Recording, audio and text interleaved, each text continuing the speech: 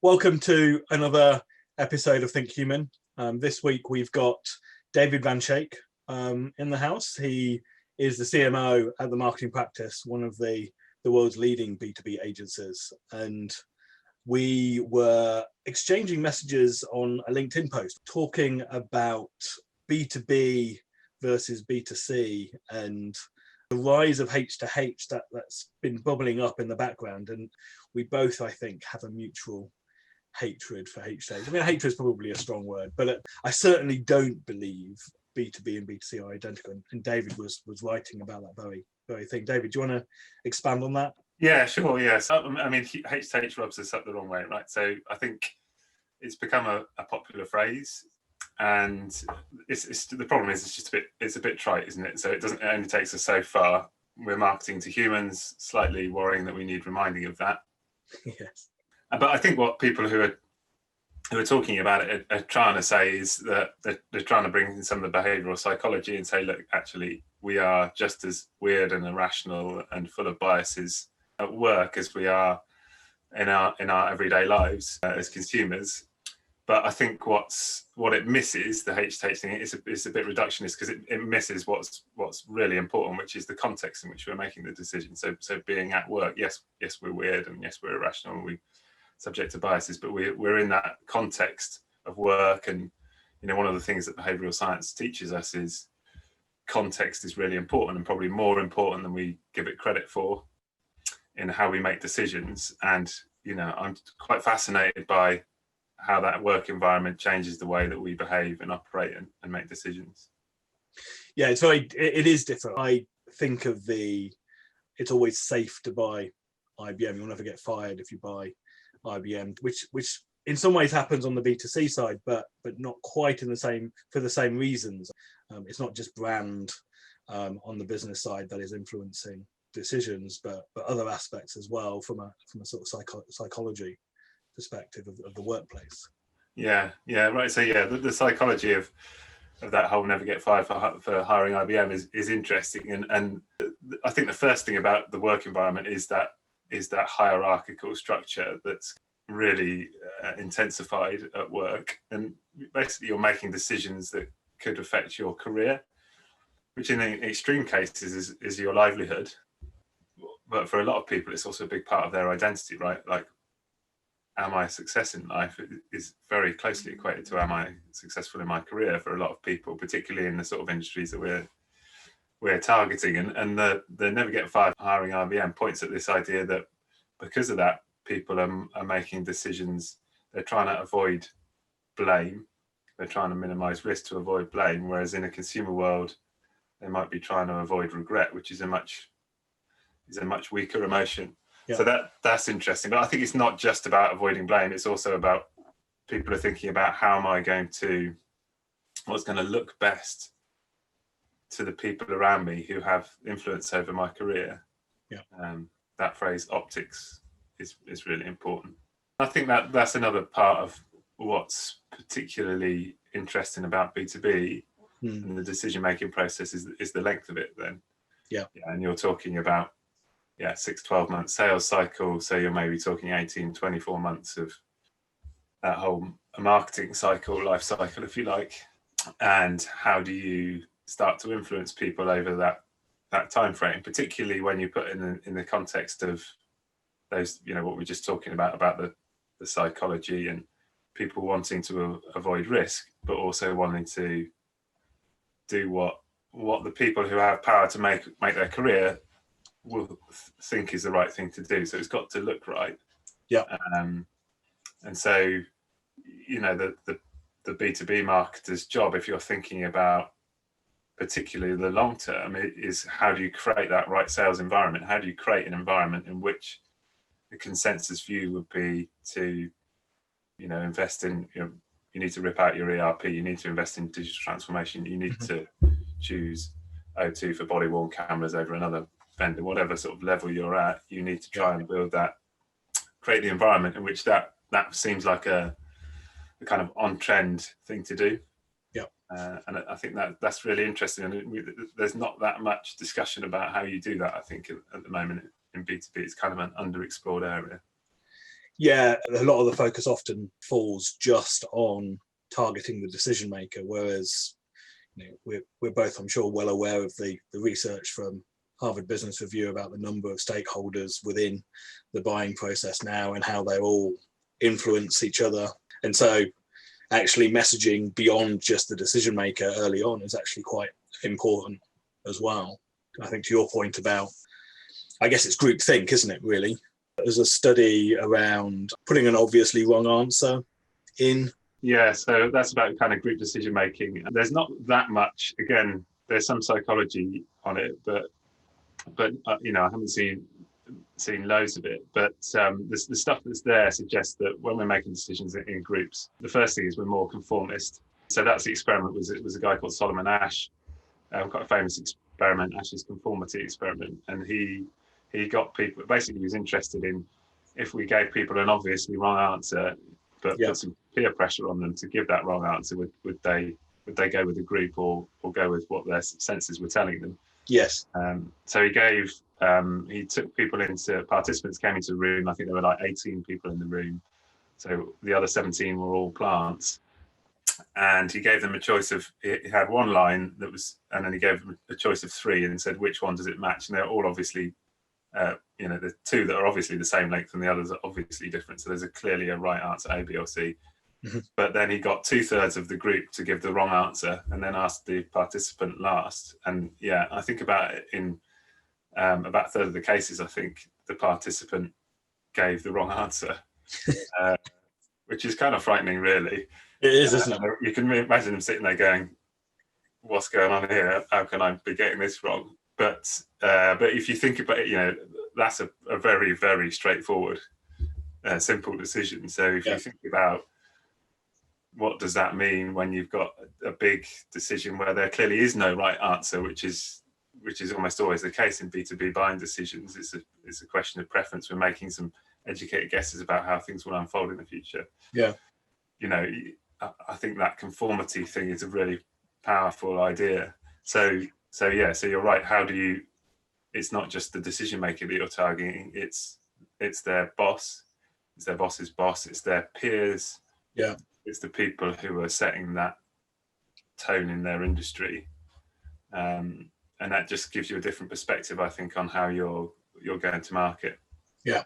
How do you sort of build a B2B marketing campaign program that sort of ties all that together? I think so. Storytelling, I think, is definitely part of it, right? And so if you've got that 2-year period or that 18 months, 12 months, whatever it is, that's a long period, and there is some orchestration there over that period of time, isn't there? And if you're trying to get a message that kind of travels well and creates consensus, then there's a lot in how you tell the story.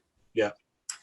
I think there's also quite a bit of interesting stuff in some of the sort of disciplines of branding, and particularly kind of thinking about how people form memories and develop beliefs and the role of associations in that. So I think a lot of memory formation and development is associative, and people will latch on to certain symbols that come to be sort of badges and mean a lot more than just the facts. So to give you an example, the stat that Forrester, I think it was, came up with a few years ago that 67% of the buyer journey is now done online. Mm-hmm.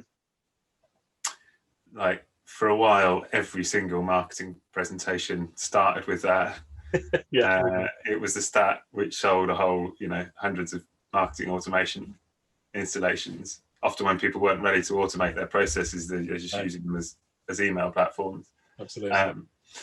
But I think the point was it's kind of like a badge. Like if I start that for my presentation by saying 67% of the marketing journey is done online, we both know I'm coming from the same place as you, right? We've got this whole modern marketing vibe that's our thing.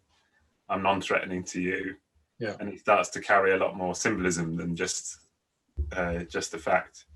So how do you create those little they're like distinctive brand assets in a way, but for your for whatever your message is that you want to take? How do you think about those little anecdotes that are going to get shared?